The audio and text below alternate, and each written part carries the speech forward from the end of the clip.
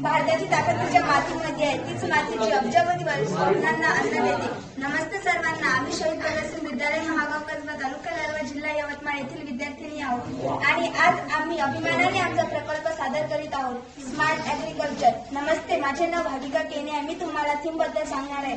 याची थीम कृषी शेती अशी आहे.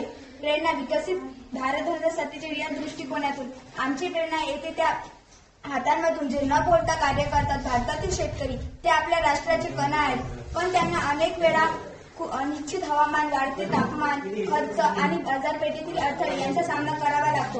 आणि स्वतःला एक प्रश्न विचारला, तंत्रज्ञान त्यांचा खरा साथीदार बनू शकतो का? नमस्कार, मी अनुष्का कर्डे. मी आमचं भविष्य आणि आमच्यातील सोल्वर यांच्याबद्दल सांगणार आहे. आमच्या मते भारताचे भविष्य ग्रामीण, डिजिटल आणि शाश्वत आहे. तरुण मनोगत म्हणून आम्हाला शेतकरी आणि डिजिटल जग यांच्यातील दरी मिटवायची होती. आमचं स्वप्न आहे प्रत्येक शेतकरी आपल्या मोबाईलवर एक टच करून डेटा मार्गदर्शक आणि योग्य दर मिळवू शकेल. म्हणून दान म्हणून नव्हे तर यशाशक्ती करून म्हणून यशाचा अडथळा यशाच्या विचारातून जन्म झाला स्मार्ट ऍग्रिकल्चरचा. नमस्कार, माझे नाव राधिका टोकर.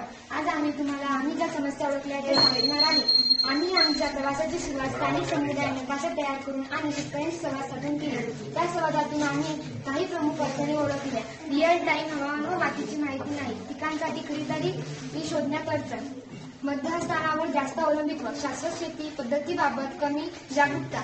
आमच्या सोलवर मॅपमध्ये समाविष्ट होते शेतकरी, कृषी अधिकारी, स्थानिक बाजारपेठ आणि सरकारी संस्था. यावरून आम्ही आमच्या समस्या विधान तयार केलं. कशा प्रकारे आम्ही स्थानिक आणि परवडणाऱ्या तंत्राद्वारे शेतकऱ्यांचे उत्पादन व उत्पन्न वाढवू शकतो. नमस्कार, मी आलिया निर्वाळ. चिंतनशील आणि सर्जनशील विचार यांबद्दल माहिती सांगणार आहे. आम्ही माइंड मॅपिंग, स्कॅम्पर आणि 6 थिंकिंग हॅक्स यासारख्या